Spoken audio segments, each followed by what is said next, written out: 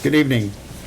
I'd like to call to order the Board of Supervisors work sessions for May 12th, 2020. And I'd like to get a roll call, please, of the board members. Mr. Carter?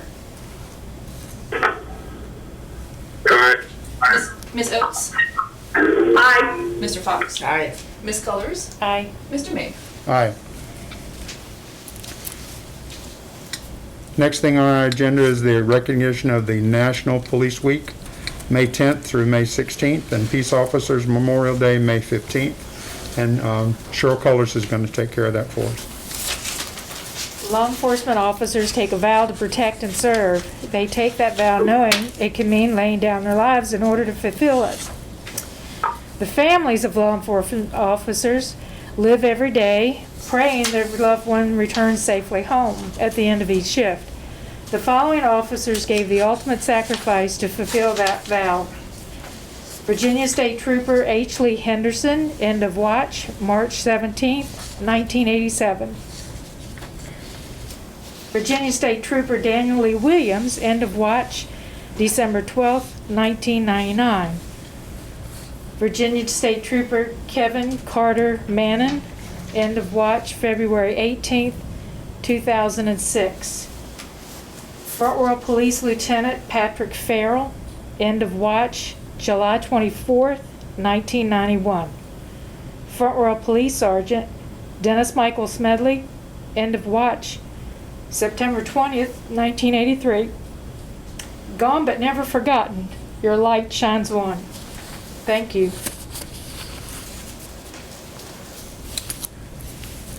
Our next discussion point is the request for Warren County Public Schools for use of fiscal year 2018 and 2019 surplus. Melody Shepard. Melody, are you available? I am, thank you.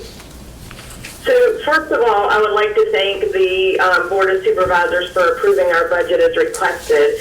Your efforts are appreciated. As you know, we had a $1.5 million, approximately a $1.5 million decrease from the state, so your budget helped us, your approval helped us with our budget. The total, so on to the surplus request. The total school surplus for the fiscal year 2018-19 was $1,623,021. And we would like to request return of that money and of $1,623,021 to the school system, with $1,076,200 being appropriated to the capital improvement budget to complete the renovation of A.S. Rose Elementary School, $546,821 appropriated to the fiscal year 2021 operating budget for the replacement of 4 buses and carpet replacement at Leslie Fox Kaiser Elementary School. So the little over $1 million for the A.S. Rose renovation would go to purchase and install casework and sinks at A.S. Rose Elementary School. It would replace exterior windows. It would remove the existing flat roof system and replace with a membrane roof system. It would renovate the Title I classroom, casework, mechanical, plumbing, and HVAC.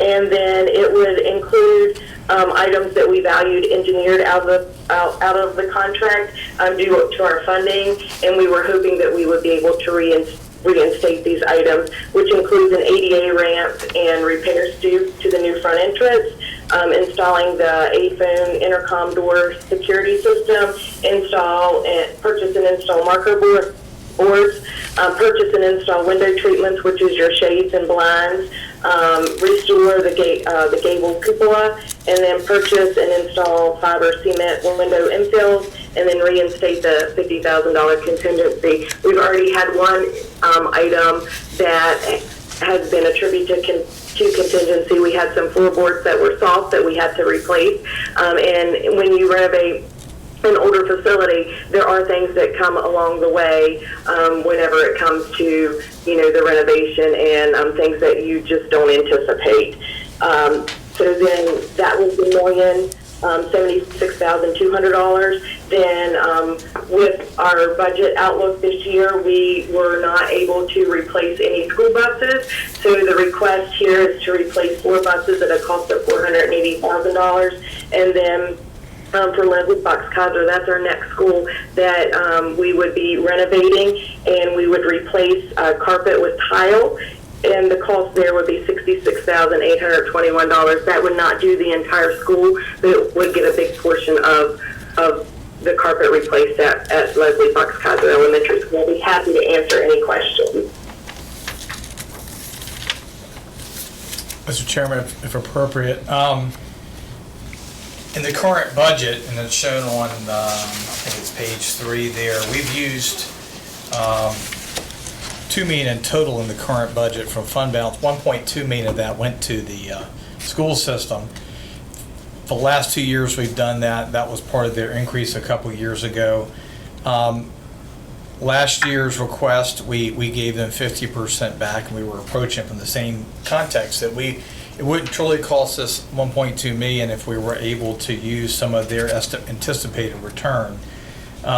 If you only gave back 50%, that amount would be the $811,511. That's what we showed in the fund balance calculation. Given the current impacts of COVID-19, the impacts on our fund balance, my recommendation would be not to fund the full request. However, I think it does make a lot of sense to try to knock out the AS Roads project and finish it out. Both my kids attended AS Roads. They're both gone, moved on. My son's in middle school, but you know, I know that building needs some love, and it's getting a lot of it right now. And that to not replace the windows and the casework and all those other pieces, it's gonna look like a job half done. And I think if Melody would agree that if we gave the additional $264,689 to fully fund the AS Roads renovation project, $1,076,200, that I would ask an additional maybe in the FY20, so in basically 9 months, when we know the audit figure for FY20, you are going to have substantial savings this year, correct, Melody? You're anticipating. We anticipate substantial savings this year. That we could basically advance that $264,689 to finish AS Roads, rather, and be done with that project. And so in essence, it would only cost us the $811,511 net hit to the fund balance if the $264,689 comes out of the funds next year. Because it's going to be impossible to go back and try to redo some of this stuff. You'd probably have to wait till the next summer to go back in roads and do that, even if you had the money later this year. Correct, Melody? Yes, and it would cost a little more money because the contractors had already moved out of the building. So, you know, this is the best time to get that work completed. So with that, I'll be happy to answer any questions, Mr. Chairman. So this is Dolores Oates. Good evening, everybody. I have a question. Was this AS Roads project, renovation project, not included already in the previous budget? That was my question as well. Yeah, so last year, and I can't remember the exact amount, we gave the school system what we had previously set aside in funding for AS Roads. One, your project came in higher than expected. That's what forced you, Melody, to go back and value engineer some of this stuff out, correct? That is correct. That is correct. And we have $2 million left over from our middle school project, and that has to be spent within so many years. So we needed to go ahead and get started with our AS Roads renovation project, so we did not lose those funds. We only have so many years to spend that money. And I can't remember off the top of my head, but it was over $1.5 million, I think we appropriated last fall to you in addition to the $2 million, correct? Yes. So we're over. So the project is essentially then a $3.5 million plus another $1,076,000. So it's overrun by another $1 million. Is that what we're saying here? So I don't know that would use the word overrun. I think it is, these are things that we valuating it out of the project because we knew how much money we had. We had $3.5 million to work with, so that's what, that's the amount of money that we've obligated. If we have the additional $1 million, then these are the additional things that we will do.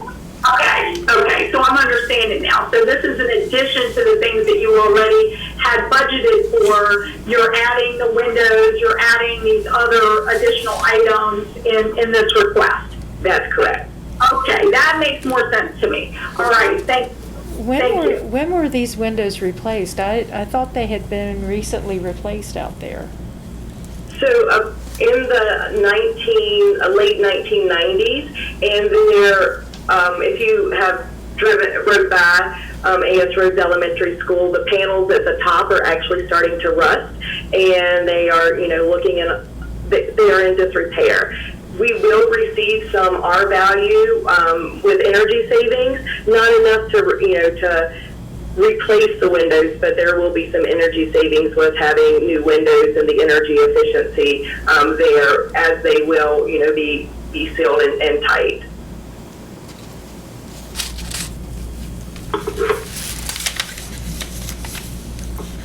So this is value-added dollars. That isn't, I didn't hear that. then these are just value-added dollars that we're trying to get appropriated to the school system, correct? Yeah, some of them are value added, absolutely. That's something we would need to put on for the next, if we do it, the next agenda. The next agenda, you'd have to take formal action to, and I told Melody that we'd have to, we'd talk about it tonight, and if the board was agreeable, we'd put it on the agenda for formal consideration. I would be in favor of putting it on the agenda for discussion, maybe action. Absolutely, I think so too. I think there is probably a 10-15% or so savings by having the contractor perform the work now that you got the entire building shut down. So obviously, inflation is going to make it cost more in a year or two down the road. Yeah, a lot of this stuff, you can come back and replace those windows. I don't think you'll be able to do it as cost effectively as you can now when the building's empty. And the contractor's already there They're working. mobilized, they're on site, they're working. Again, when they had the kind of the fixed budget, these were things that were, very engineered out. We can come back and do later, whether later means a year later or later means 5 years later. My question is, why didn't we consider it then instead of now? Paying for it then? Yeah. We gave them the money that was readily available in cash. We didn't have this excess cash. We didn't want to borrow any more funds. So they had $2 million left over from the middle school project. Middle school came in under bid, under cost. They had $2 million left over. Have been putting aside a portion of meals tax and other funds the last like 3 or 4 years for the AS Road project. We gave them every dime that we had collected had extra. So every dime that we had available funding for, we gave them. But also knowing they're going to have potentially have some leftover funds at the end of the year they could request back. So we knew in some ways this was coming last fall. We didn't know at that time they were going to have 1.6 available and exactly how much will cover it. But they are able to cover most of it, probably 3/4 of it with the $264,000. But like I said, I think you're better off paying cash, and we're not borrowing any more money to do anything. And the $2 million is part of the middle school debt service. Of course, that's already been taken care of. So at least it's paid for and done, and you're not having to come up with any more money on it. I guess. So Doug, in your summary that you provided to us, you said that the county was using $1.2 million of fund balance for the budget, meaning that we gave them a $1.2 million more each year in addition to the budget that was appropriated? No, as part of the budget. As part of the budget. So to go back 2 years ago when they had asked for some additional money, and it was, I think the board was pretty adamant we're not going to raise taxes per se, and so we said, hey, we'll use, in some counties, sometimes ideally you use fund balance for one-time purchases, but we said, okay, we'll use fund balance with the caveat that when you come back and ask for a return of funds, we're gonna look for half of that to come back and replenish the fund balance. The reality is, hopefully you have a better than normal year, but like this year with COVID, it might not be as good. And I think that's the downside. 2 years ago, when you took, it was probably about a $1.2 million surplus, and you took about 600,000, that took away half that 1.2 million, plus we finished the year okay. So, I think it's, that 1.2 was part of their appropriation, just like it is this year. It's nothing additional. Okay, thank you. I'm just trying to figure out the math. Well, and I guess I'm trying to figure out why the windows weren't part of the first. That was, If you're gonna do a roof, to me, the two of the main things you look at are your roof and your windows. So I'm just surprised windows weren't part of the original estimate for the renovation of that building. Yeah, so the windows were part of the original plot for the building, but the original bid came in at $6 million. And you have to remember we had a little over, we had about $2.5 to $3 million to do this project in completion. So the second time we went out for a proposal for this project, we had them bid 13 alternates. And the 13, in the 13 alternates, one of them were windows and one of them was the roof. So that we could go ahead and get started with the project, because we knew we were limited with the amount of time that we had to spend the money that we had left over from the Warren County Middle School project. So we needed to go ahead and get started with our renovation project, but we understood at the time that we weren't going to be able to do the whole project because of the amount of money that we had available. So we opted to do, the whole inside of the building, where we're doing new ceiling, new floors, new walls.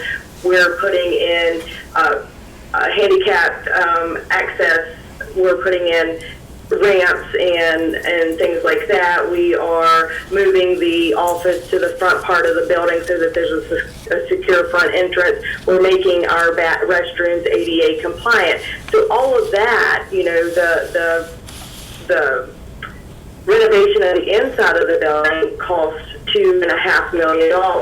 And then, windows is something that you can do later. Roof is something that you can do later. HVAC was something that we decided to do a little later, and we were able, you guys, the Board of Supervisors, appropriated us the money that was from the refunding of the bond, and we were able to add HVAC back into the project. So, we are, as, Mr. Stanley said, we are trying to do this on a cash basis so that we are not creating additional debt.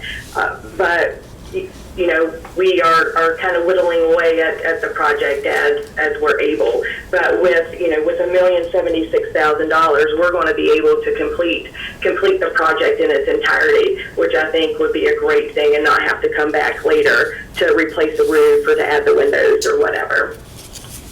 Well, I think too that Mr. Fox was on the building committee, so he can pretty much attest to this. Can you not, Mr. Fox? Yes, very true.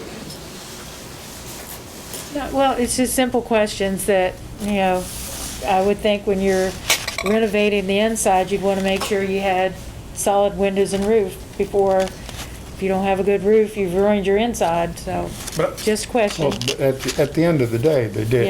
Yeah. Now they got to deal with it. Right. But I'm just, trying to get a picture of how the prioritizing went. Melody, to answer Cheryl's question, if you had to, you could get a few more years out of the windows and a few more years out of the flat roof. Is that part of the conversation?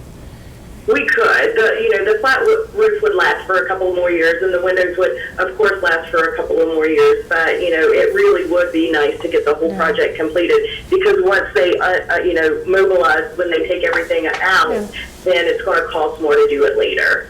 Well, you certainly don't want to push a roof till it ruins the inside of your building also. I understand that. I just wondered about how things were prioritized when those seemed to have been things that would have come before some of the others. Just question. Tony, do you have anything additional?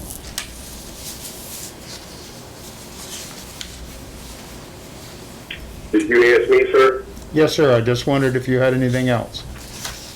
Nothing other than, like I said, we have the building committee right now. It's Mr. Fox, Ms. Colors, and there again, we can't do everything, and we rely on these committees, and Mr. Fox was on that committee, and I would hope that he could, and he already has to some extent, verified, and he maybe give us some more background if he wants to. Well, let me interject. So, Tony, we also have a school building committee now. And Mr. Fox, we had 2 board reps. We had 2 school board reps that would meet separately. And Melody, would we have a couple meetings to deal with specifically with the school projects? We did. We had a couple of meetings, probably one in the fall. None recently, though. Yeah. Dolores, do you have anything else? Well, one more thing, Mr. Stanley, on the documentation you gave us, I'm on that page that's called the County of Warren General Fund Balance. Yep. And so what you're demonstrating here is that our fund balance will drop to $9,403,051. That does not include whatever happens with the current fiscal year. So if we underspend our budget and collect more revenue than anticipated, that number will be higher. If we overspend our budget and collect less revenue than anticipated, that number will be lower. All that's doing is saying, as of June 30 of 19, we had 12.2 million. We've used 2 million in fund balance, and if we return the 811, that's what gets us to the 9.4. My hope is that, and traditionally in the past we've been better, but given COVID-19, no guarantees, and we won't know that final answer until all taxes are collected. It'll probably be August when we know kind of where we're at budget-wise with that. Okay, I just wanted to make sure that I knew. Now, so that 9.4, are we talking this, so the 811 is only half of that, so if we were to provide the total amount, that would be 811 more out of the fund balance? Is that what you're saying? If you did the entire request, that's correct. If you did just the AS roads, that would take an additional 264, 689 out of that number. Okay. All right. Thank you. And I would like to point out that the windows will probably be high efficiency windows that's being proposed, and I just wonder what the rating is on the windows that are there now. Are the single pane or energy? The new windows, I'm sure, would be energy efficient. So the windows that are currently there are not energy efficient, and we have had window air conditioning units hanging in those windows for many, many years, so there will be some replacement of seals and things like that we'll need to do if we leave the windows in there, just because of the window units that have been in there for so many years. Yeah. Yes, and I thought that was the case, so I'm glad you reaffirmed that. Thank you. Mrs. Colors? I don't have anything additional. Thank you, Melanie. I appreciate you visiting with us and explaining us as much as you could. Thank you. Yep. Thank you for the consideration. I appreciate it. So is the direction, Mr. Chairman, to put that on the agenda for consideration? That is correct. Okay.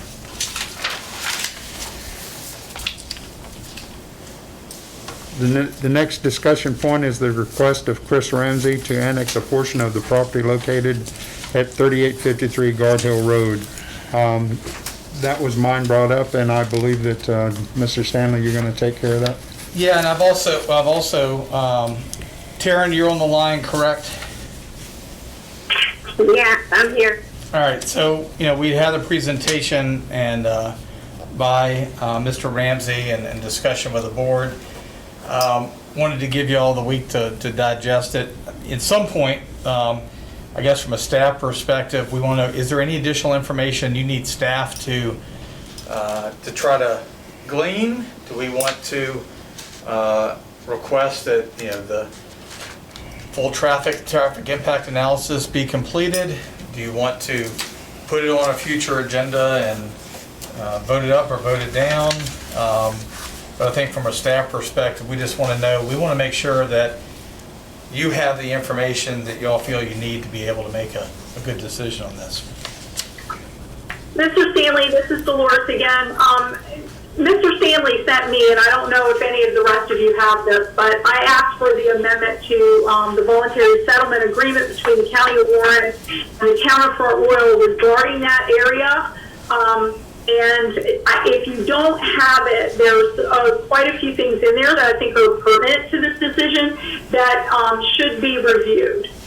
So I won't take all your time by going over it and reading it, but I would suggest that if you don't have this, that it is important to read it, because there was a decision in this agreement. The town will not initiate any annexation action in the annexation immunity area as defined by this voluntary settlement agreement, and that was for a 25-year period, and this document is dated December 1999. So we're at year 21. So anyway, I did want to make you aware of it. There are some other things in there that were relative to that agreement that should be reviewed, I think, in its entirety. Is there anything that majorly pops out at you? I mean, I'll be happy to look at it. I don't have it in front of me. Most of it is primarily the reasoning for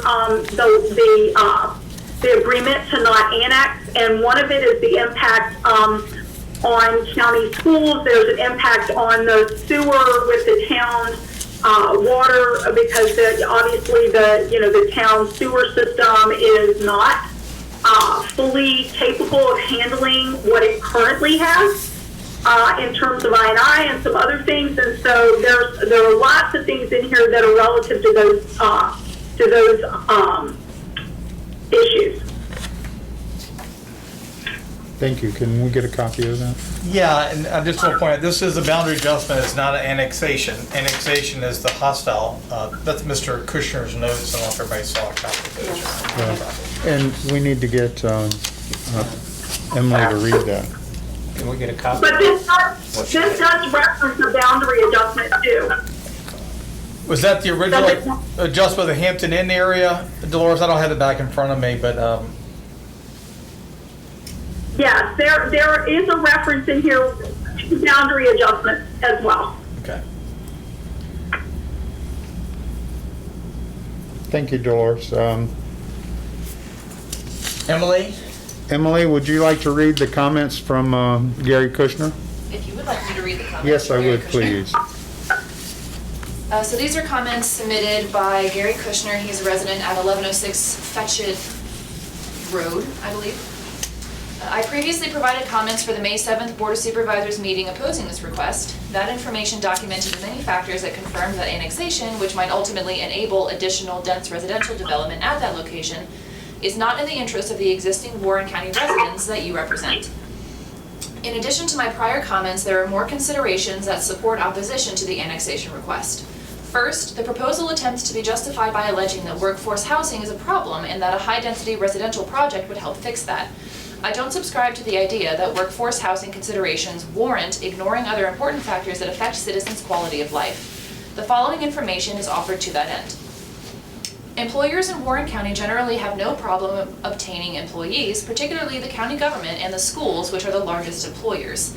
That reality in and of itself is a concern, but I won't get into addressing that issue here. Analyzing the human resource records of both entities for how many applications the county and schools have had for every open position in the past several years would verify that. Government positions are plum jobs because they offer reasonable salaries, more benefits than most private employers, and are generally more stable sources of employment. Certainly, it would be rare that any of those government employees was living in their vehicles or in a tent, so there clearly is not a housing deficit. It has been alleged that workforce housing is a problem specifically for teachers, but again, that is not the reality. My wife recently taught 2 years in Warren County and spoke specifically to her peers about this topic. What she found was that many teachers did not want to live in the jurisdiction where they taught to limit contact with their students or student family members in their non-work time. More important issues regarding teachers are probably competitive compensation, managing disruptive students, and the lack of parental support rather than housing. The apartments the property owner plans to build would be available on a first-come, first-served basis, and there's no guarantee that county residents would ultimately obtain those residences. The garden-style apartments that would be constructed would most likely have a rental rate that would be less affordable to limited-income retirees. Plus, entry-level workers would probably have some difficulty qualifying financially for those units as well. There are presently 1,925 residences already planned in the town, and that's where the area's urban development plan states that dense residential growth should occur. With that level of planned growth already in various stages of the development pipeline, we certainly don't need or want residential growth beyond what is allowed by right. Our county is now a desirable place to live specifically because it is not covered with large, dense residential subdivisions outside of the town. More of such growth would change the character of our community and have us be more like the gridlocked jurisdictions to our east that many of our citizens have either avoided or escaped from. Warren County is not an island. In considering the available workforce housing issue, it is relevant to recognize that housing opportunities exist just to our north of the 522-340 corridor. Several new residential projects are either planned or under development in our northern sister jurisdiction, and that's only a short distance from Warren County's businesses. 2/3 of the Warren County workers now travel outside the county for employment. We don't need more residential development, we need commercial growth in the 345-22 corridor, and the jobs that would result, so more residents will have reduced travel and more opportunity for family time and recreational opportunities. Commercial growth should also be sought to balance out the tax base, where dense residential growth would be a financial burden on the county's budget because taxes and fees from residential development do not offset the cost of the public service needs they generate. Just last fall, a developer pushed a proposal to build a dense residential apartment subdivision at Crooked Run West. That's just a stone throw away from the Guard Hill location. The public made it abundantly clear that they were opposed to the unnecessary additional traffic that such growth would have created and the financial burden to existing citizens that dense residential development produces. This factor alone should be the basis for opposing the annexation request. Considering the potential serious impact of the property owner's proposal, I don't have the luxury of commenting on this matter in a politically correct style and must speak plainly. With that said, our county administrator previously was a cheerleader of the Crooked Run West proposal and pushed the justification of workforce housing needs for that project. Any advocacy he might offer now for this annexation or the need for workforce housing should be discounted because it would again be inconsistent with the public view and just another example of poor judgment. Additionally, there is a rumor that the property owner has threatened legal action against the county if the application is not approved. It is inconsistent with reasoned logic that the neighbors in that Guard Hill area would support his proposal. Who would seriously consider becoming a town resident and have to pay additional taxes or live next to a 150-unit apartment project without some significant offsetting benefit which is not obvious? Their property values surely would be negatively affected as well because of the public safety danger and inconvenience additional traffic on that challenging road would produce. Plus, the actual character of their nice neighborhood would be diminished. The reality is that the property owner stands alone in being able to benefit from becoming a town resident to avoid the double cost of public water sewer fees associated with his development plan and the financial windfall such a rental business might produce. While there is not a need for dense residential development, like it says in the movie Field of Dreams, the concept of if you build it, they will come applies. Finally, a very important consideration is that if this board begins basing decisions on whether some aggrieved party might seek legal remedy against it for decisions they don't agree with, then you would be opening Pandora's box and virtually be giving up all control and abdicating your responsibility to county citizens. In my opinion, such a mindset would be inconsistent with your oath of office, which requires that you focus on representing the interests of the whole public over a single citizen. While we generally should seek to avoid controversy and litigation, there are fights you shouldn't run away from as a matter of principle, and I believe this situation qualifies. I'm overwhelmingly opposed to tax increases for unnecessarily expanding government, but am willing to pay more to oppose extortion. I'm reasonably certain I have lots of company from my fellow county citizens in that position. There is more than enough information available on this issue to probably justify a timely decision without further review efforts. The issue has been on the Board of Supervisors' agenda twice now. Unless there are legal requirements that this matter receive additional procedural considerations, it should be resolved promptly. Do the right thing and ultimately deny the requested Guard Hill Road annexation. Thank you. Mr. Chairman, I gave you a copy of the voluntary settlement agreement that Ms. Oates was referring to. And Ms. Oates, The date of this agreement is 2018. I believe the 25 years runs from that date, not retro to back to 1999, but just wanted to clarify that. And the 25 years is mentioned in paragraph 12. Oh, good, thank you. No, I wanted to go back and look at that myself, so. Okay. There are lots of dates in here, and I just started at A. Okay, from this amendment, okay.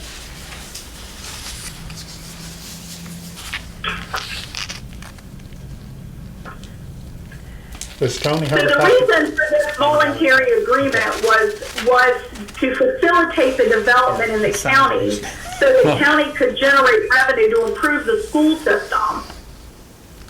And that is the purpose of this whole agreement. And it basically talks about the compromise between the town and the county for pilot meals and lodging taxes. But in discussing that, it also speaks to the fact that it will not further annex into the county or boundary adjust. And so that's the thing. It does add the boundary adjustment in, I think it's paragraph 12. Yeah. So I just wanted you guys to be aware of this agreement, just so we have it as, information impacting how we decide moving forward. Mr. Chairman, we've gotten a comment that from a resident listening in says they can't hear the board members as well. Maybe they could adjust their mask when they're speaking, so I'm just passing that along.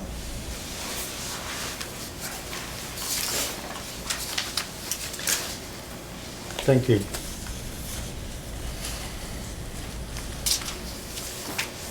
Does anyone have an additional comment or concern? Yeah, this is Tony. I guess it has been alluded to already that we caught a lot of grief over the residential development there behind Crooked Run. And again, this is in Ms. Oaks' district. And the other thing too is, I mean, I don't want to,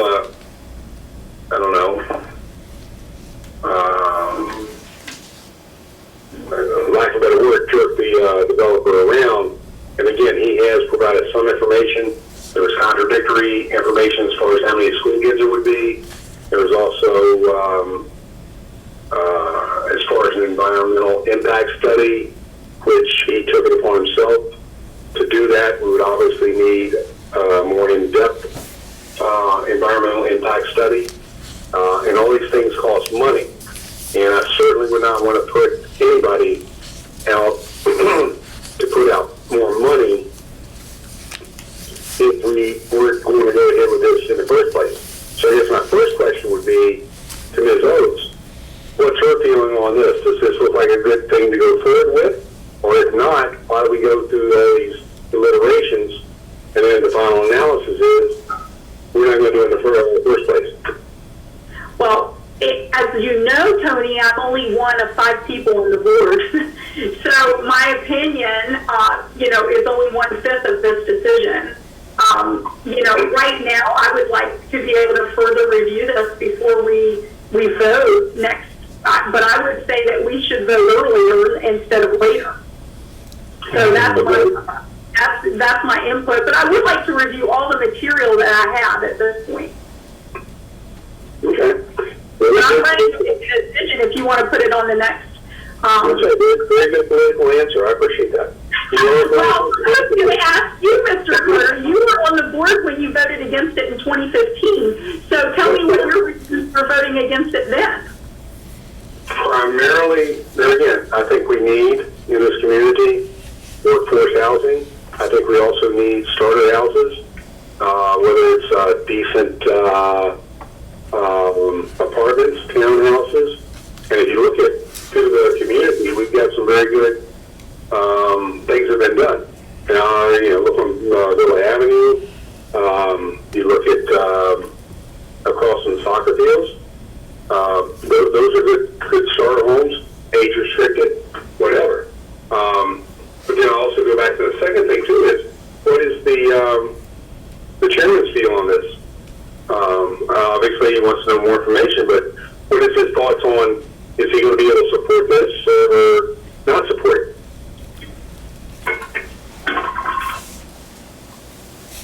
Tony, to answer your question is simple to me, or for me.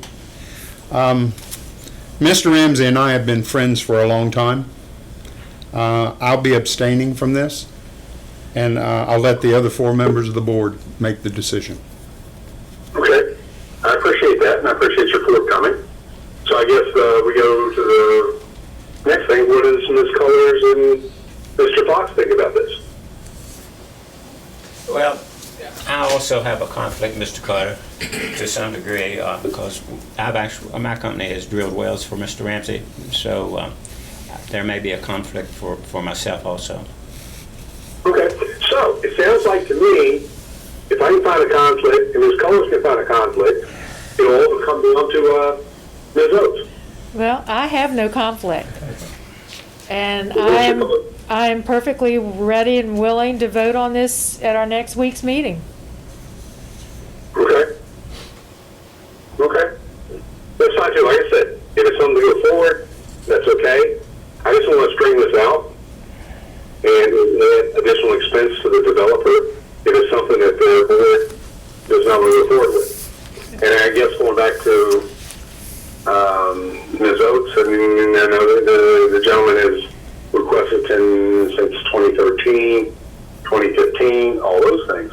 But we also did the boundary adjustment with the town, I don't know, I think it was 2013 or so, and then Mr. Stanley can correct me, but that's when we bought in the property on Happy Creek Road to let the town develop that as they saw fit. It's been 7 years and nothing has happened. I guess my feeling is there is adequate property in town that some of these things could happen. Again, I don't know why it's been delayed, why things have not been done, but no, again, I think we need some decent apartments, townhouses, whatever, and there's no question in my mind that Mr. Ramsey would do a good job of that. I think he tried to do that 8 or 10 years ago out there at Happy Creek Knolls, and the town, in their infinite wisdom, they shot it down. So that's just where I'm coming from. But there again, I understand the need for knowing more information, but I also think that, eventually we need to make a decision. We're never going to know everything, but I just don't want to have Mr. Ramsey put in a lot of money, expense, time, when the final analysis is not going to go forward anyway. And right now I'm hearing there's 2 abstentions. So I guess it leaves it up to the 3 of us. And there again, since this is in Ms. Oates' district, I kind of look for her for guidance. I'll be happy to provide that to me. We can put this on the agenda, I think, for the next meeting. Okay. If there's no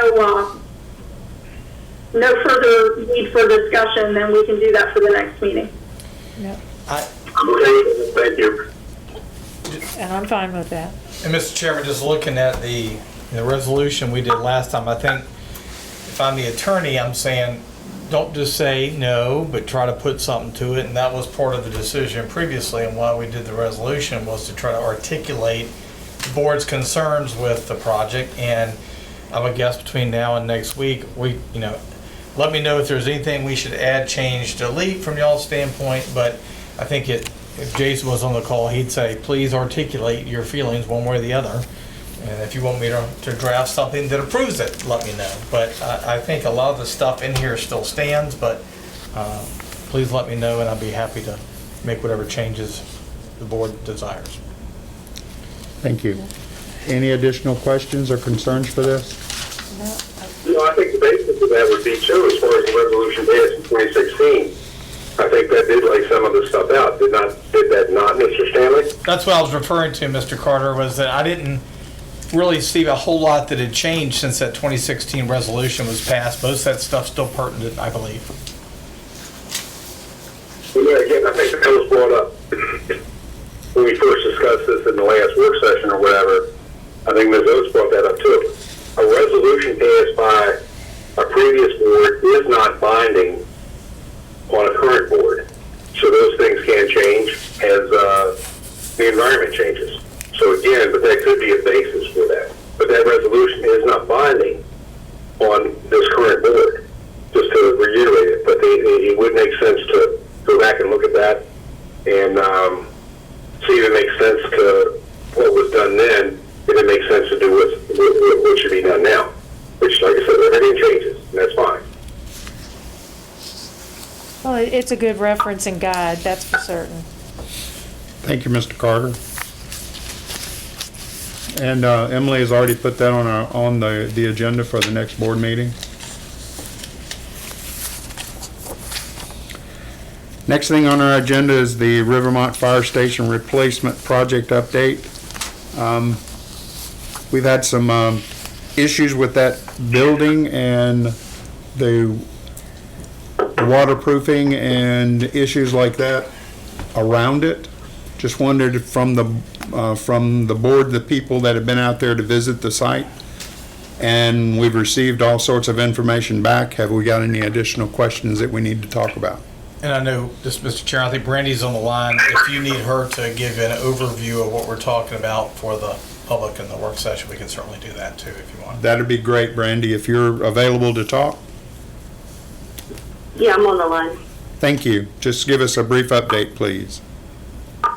Okay, basically the whole issue started on March 23rd. We had an inspector from the Air Barrier Association of America come out and do an inspection on the vapor barrier on the outside of the building. It was discovered that a vapor permeable barrier was installed instead of the actual non-permeable. So at that point we began the process of trying to figure out what the solution was going to be for this so that we can meet what was specified for the project. We've been working with our architect, the barrier manufacturer, the installer, our attorney, you guys as well. And basically we came to the conclusion that there's going to be one of two solutions. We're either going to rip off all of the incorrect barrier on the outside of the building, or we're going to try and work with the manufacturer to see if there is a way to apply the correct barrier on top of the incorrect barrier to give us a product that was equal to or greater than what was specified. At this point, I feel like we've probably gotten as close to that point as we can. Our architect has submitted a letter. They're in support of it. We do have 10-year warranties now from the air barrier manufacturer, the installer, and the contractor. Our attorney has reviewed everything and feels comfortable with it. So at this point, we'd like to hear what you guys say, if there's any concerns that you still have, and what we need to do to address them so that we can decide how to move forward. If I could add, Mr. Chairman, a pen to her comments, Ms. Cullors had asked me to reach out to Mr. Ham. Mr. Ham had reviewed all of the warranty documentation, and I think the concern was, let's make sure that the warranty documents are as bulletproof as you can get. Jason's response in the email to me today, he said, Doug, I'm satisfied with the current course of action and warranties provided with respect to the remediation plan regarding the air barrier system at Rivermont Fire Station. While the warranties do have certain conditions, those conditions are commercially reasonable and sufficient to protect Warren County. I think I said all along, if we were going to accept an amendment to the specifications, because that's really what we're talking about, is that you have an original specification in the construction documents that the contractor bid. In this situation, we're looking at an alternative, that we wanted the alternative to meet and exceed the original specifications, number one. Two, that the architect had to sign off on it. And three, for me, was that we had to have the building official agree that it met or exceeded the building code requirements. And David, you're on the line as well, correct? Correct. All right. Correct. So Jason, in Ms. Culler's request, Jason had reviewed all those documents and also reviewed the 3 warranties. So we have a warranty from the manufacturer, Carlisle, of the actual product that would go on the building, from Jernigan, who's the installer, And I think most importantly to me, it's H&W. H&W's been in business since the 1930s. They're standing behind it. So it's not just the product. It's if they had some issue were to come up, they would have to tear off and you damage drywall on the inside. They would have to guarantee and warranty and repair anything, any damage. And I think certainly based on Jason's letter from last week and his email today, I think we feel comfortable that the county is protected and covered probably greater than what the original specification would have stated. And for what extent of time that are we talking about? The Warranty is 10 years. 10 years for 10 Yeah, years. and the original was, I believe, Was 5-year Yeah. product, 2-year labor. And So that's we've got 10 additional years 5 from years. each Each 3. of the 3. And I realize I've been a pain over this, but sorry. wanna make it right, Yeah, right? I You wanna wanted to make it make sure, and I, didn't mean to step on anybody's toes, but if getting that building right means stepping on toes, then I'm sorry, I'll step on toes every day, because we've got to be the watchdog, and I appreciate everybody putting up with me over this, and I'm glad that we've gotten to the point we are. I feel comfortable with it, especially after Mr. Ham talked to me yesterday and reassured me that he feels like those warranties are as foolproof as we can get. So I feel much better about this than what I was 2 weeks ago, that's for certain. Good deal. And I want to thank H&W because it was the subs work ultimately putting the stuff on, and H&W has stood behind it, put their name on the line, the record, and appreciate Mosley, everybody, Jeff, Brandy, everybody working through that. Absolutely. Jeff Hayes may be a pain to other people, but he is a watchdog for the people of the community. He makes sure that what we have done is being done right, and I appreciate that. Now, have we received everything in writing? Yes, sir. Now, I mean, is it originals or is it just emails? I think, Brandy, we have original. You have the originals, don't you? I was emailed signed documents and everything from Mosley Architects, along with all the warranties and everything. I can get documents with original signatures if you prefer. I would really prefer that, just to be on the Absolutely. safe side for the county. Okay, I'll request those first thing tomorrow. And do you need to make a decision so we can move forward? I just want a consensus of the board. I mean, ultimately, we've got to sign off on the PCO change order Right. to make that happen. But I know we've been holding them up for the last couple weeks trying to resolve the issue, and they've been patient. But I need to cut them loose and get them started as soon as we can. So. Okay.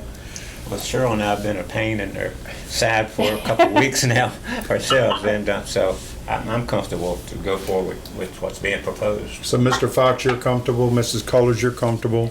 Dolores? I'm comfortable. Mr. Fox and Ms. Cullors are on the building committee, and I trust their judgment, so I'm comfortable moving forward. Mr. Carter, how are you? Oh, I'm doing okay. How are you? I'm well, thank you.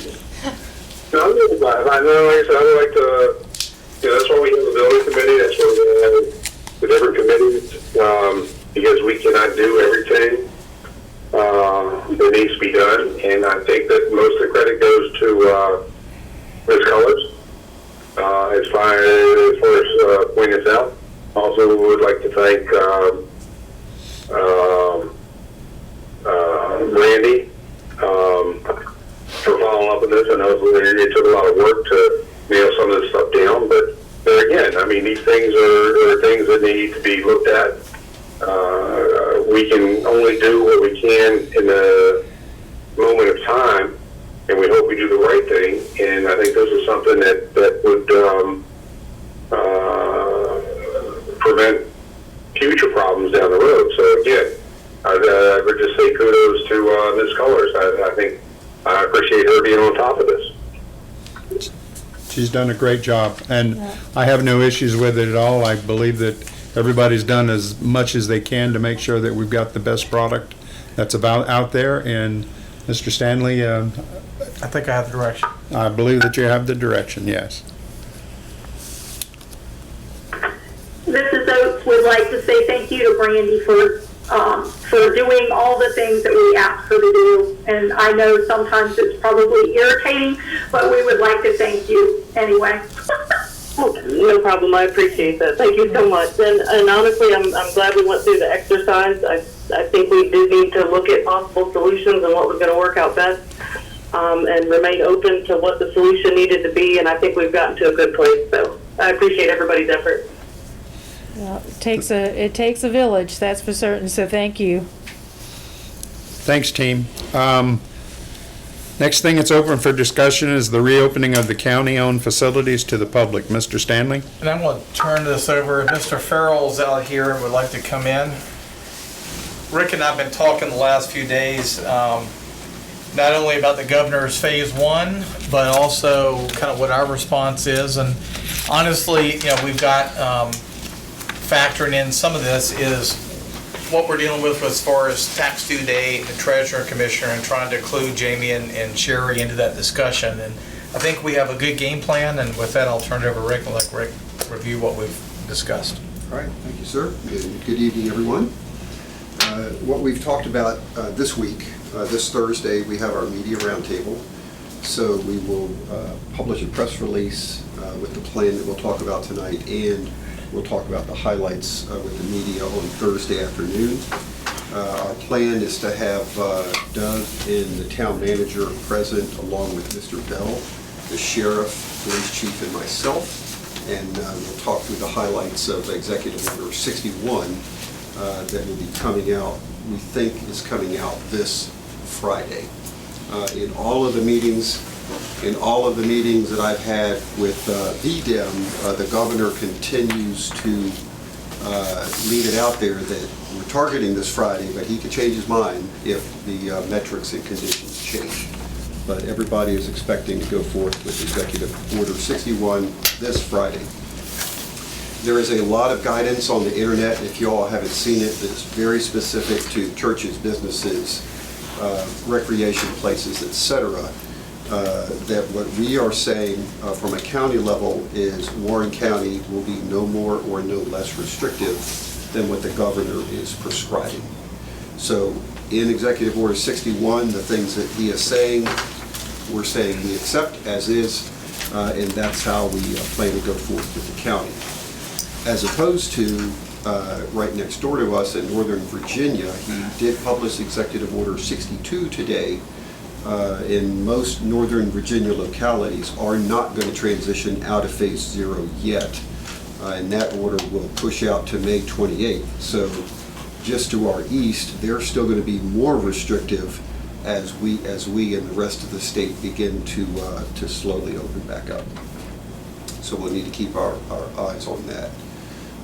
With that, the only thing that we really looked at in the Executive Order 61 that applies to us specifically would be Parks and Recreation.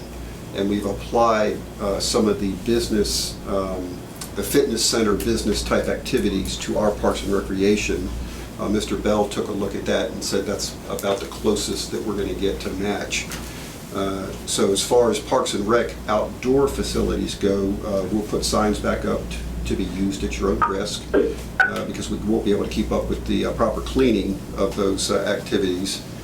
Group activities will have no more than 10 participants, and participants must remain 10 feet apart during activities, and that mirrors the governor's language for fitness centers and those types of things. On Monday, May the 18th, county and town employees will return to work in their offices, subject to social distancing and/or the Family First Corona Response Act provisions. We'll still have teleworking as an option for our COVID vulnerable employees. Then the following week on May 26th, that's the Tuesday after Memorial Day, we'll start a soft open for both the Government Center here and over at Town Hall, primarily for folks to be able to come into both of the lobbies to see the Commissioner of Revenue, the Treasurer, and on the town side to be able to pay their utility and tax bills. All of the other offices within those two facilities will be closed to the public but open by appointment. Let me explain a little bit of that, what we're looking to do here. Part of it is to be able, when we get to tax time, those last couple of weeks, we have a lot more traffic. What I'm looking to do is close the main entrance, direct folks over to the building inspections entrance. I've got the 6-foot social distancing dots to put down the hallway. We can use the entire length of the hallway to get 20, 30 people stacked up, much greater than we would if we used the main entrance. Plus two, with the other offices closed, we avoid the cross-contamination, folks going back and forth to the different offices for the most part. We'll use the end of the building exit door, so when people go to the treasurer, pay their tax bill, exit out, don't have to come back against traffic, so we can maintain that separation distance the full length of the building. So I think, the treasurer and commissioner, we have full glass protection. Those folks are in pretty good shape. So anybody with a public contact, we would be able to limit their potential exposure, and both Jamie and Sherry are comfortable, I think, with our approach to that. So they would go out the end door at the very end? Yes, sir. They wouldn't come back the hallway any place? Okay. Yep. One way in, one way out. Okay.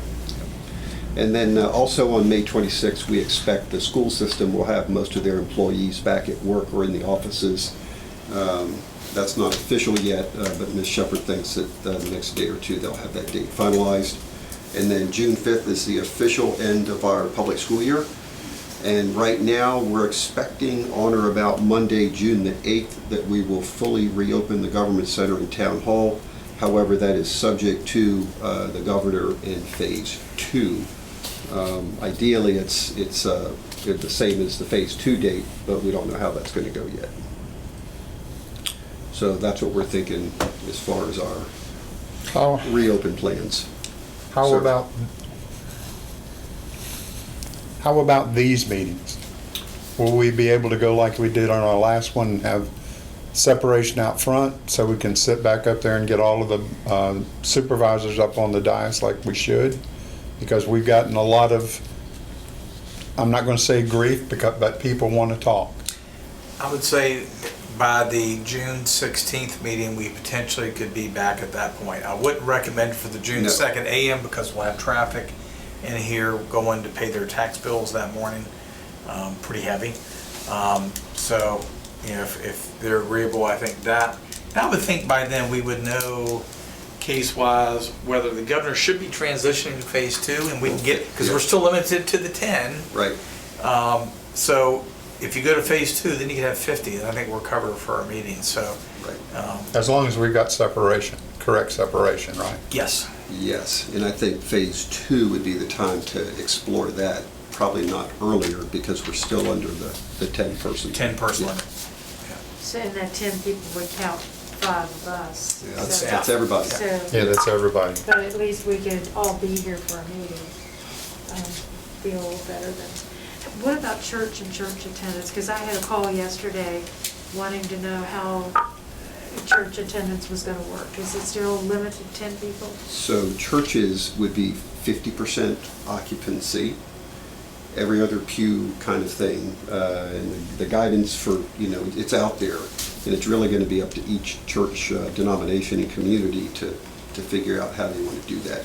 And that date is? That would be this weekend. This If we still go with Friday as the start date. And The- we the- all know that Friday morning, Thursday night, Yes. okay? I mean, even today, the governor, he's very cautious with how he says this. He's looking for the 15th, but, I can change my mind if the conditions, we start spiking.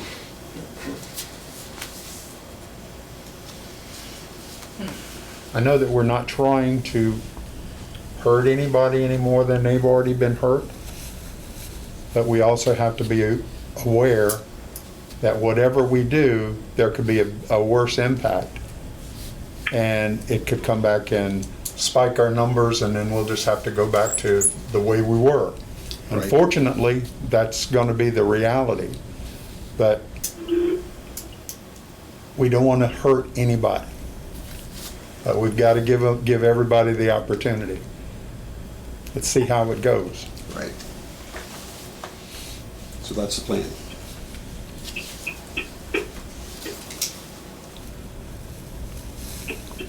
Any comments from the field? You see any comments from the peanut gallery? No, the only thing is, I think I've heard you, but right now I guess soccer's been put on hold, Little League's been put on hold. I guess we're also keeping people from the skateboard facility, is that correct? That's correct right now. Now, with the opening, we have the ability to consider open that up with the signage. We can talk about that. Right. It's even with the signage, it's still rather restrictive because of the 10 feet between participants. We've talked specifically about not putting the basketball hoops back up because you can't maintain that guidance in a basketball game. What about graduation for the kids? What about walking trails, parks, or whatever? I mean, people want to get out at this point. Of course, summer's going to open up, I think, on Saturday.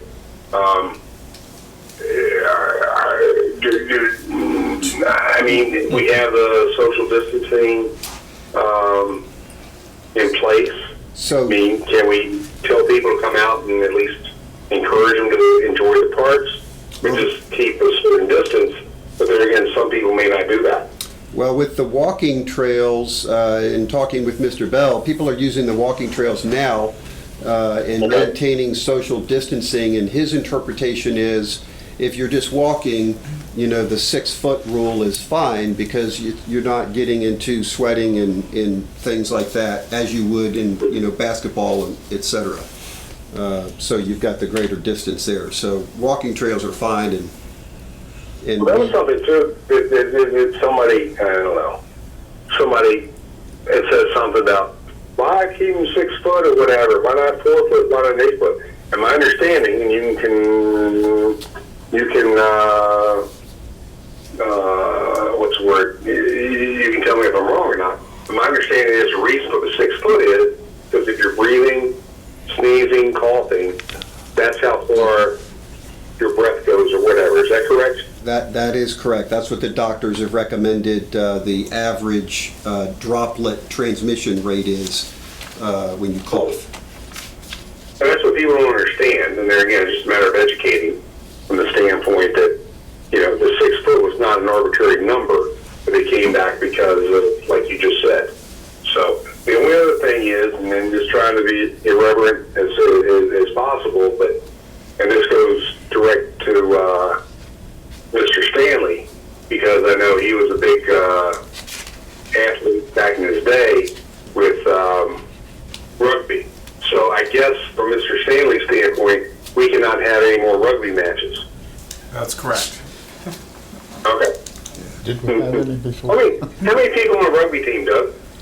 Well, you got 15 per side, or you have 7. Depends on if you're playing sevens or full side. So. Okay, because I always see them all huddled up. So we want to stay away from rugby, right? That's correct. No scrubs. Ms. Cullors had a comment about graduation. I think the schools, and my daughter's a senior this year at Skyline, the school system sent out a survey, so they're looking at, one, do you follow what some of the other systems are doing where you come in 5-minute increments and take your picture and move on and schedule that over multiple days, or looking at maybe the first weekend of August and having the ability to have a full graduation. If we can get through to phase 3, you would be able to do that. Now the governor's put 2 and 4 week increments on the first 2 phases. If it's 2 and 2, you could be there sooner than later. If it's 2 and 4, by the first weekend of August, and so I think they're trying to get an idea from the kids. Do you want to wait? As a parent, I'd love to be able to have as normal a celebration for those kids as possible, but I think they're gonna weigh that with what the input of the kids are. But most of our neighbors have gone to the 5-minute time slot and get your picture with the principal and here's your diploma. I could see where it'd be difficult with August if they're going to college. They're probably gonna be headed to college since, and Most of school's those starting should be 3rd or 4th week, so if they really could get I think it depends on how quickly do we get phase 2. Once we get to phase 2, I think they'll know at that point. Yeah. It depends on how much we spike or not, in phase 1. If we behave and stay in our lane and get there, Right. we you might get food. Yes. Because I think I saw, for our district, health district, looks like April 29th was a peak of total case increases, and that's been slow. And even though our number's been 4, 6, 1 today, we were literally a couple weeks behind the rest of the state. I think that played out correctly. So we have to keep our fingers crossed that for the next several weeks that will continue to slow down a little bit, and we don't get too antsy and go out and cause that number to spike back up. As far as the graduation, I would look for leadership from the school board and support them on what they feel is the best way to proceed.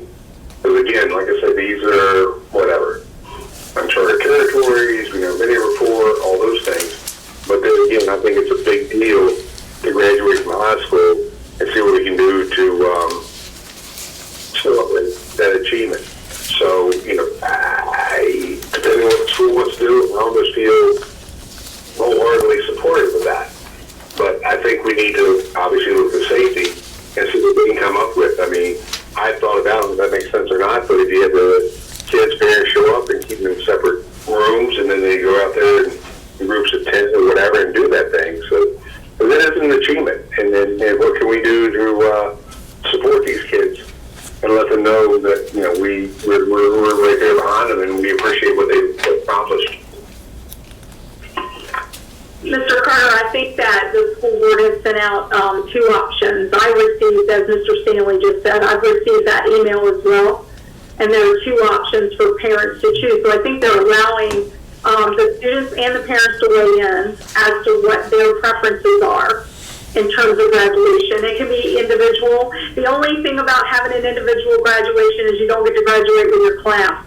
And I think that that's the downfall of that. That individual go out on the field with your parents and the principal and shake hands and take all the pictures, but you still are missing that class experience. And for most of these kids, it'll be the last experience they'll ever have with their class. So anyway, I guess it's going to be a tough decision. Thank you for that.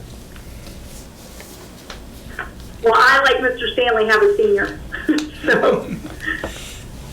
Mr. Hvac, you have any additional comments? I have nothing. Mrs. Cullors? No. Thank you. Thank you, Mr. Farrell. Do we need to adjourn out of this? Nope, we can go straight. Emily will come in and pause our recording. We have to read, go ahead and read in. Okay. I move the board enter into a closed meeting under the provisions of section 2.2-3711A7 of the Virginia Freedom of Information Act for consultation with legal counsel pertaining to actual or probable litigation, with such consultations or briefings in open meeting would adversely affect the negotiating or litigating position of the public body, and under provisions of section 2.2-3711A8 of the Virginia Freedom of Information Act for consultation with legal counsel regarding specific matters requiring the provision of legal advice by such counsel. I further move that discussion be limited to the following case: Berry versus Federica et al. Second. All those in favor, and could I get a roll call, please? Mr. Carter?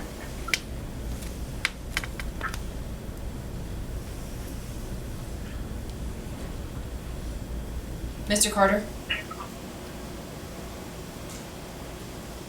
Miss Oates? Aye. Mr. Fox? Aye. Miss Cullors? Aye. Mr. Maine? Aye. Mr. Carter? Mr. Carter, can you hear us? I think he dropped off. I'm not sure. It looks like he's muted.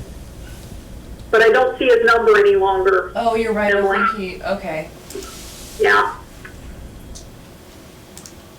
Well, that is a consensus or a majority. Consensus, it's a majority. We're in closed session. We're in closed session. Let's take 5 minutes, please. But I will note it in my work session minutes that no motions were made. Are we So, done? You ready for me to read? Yeah, I'm ready for you to read.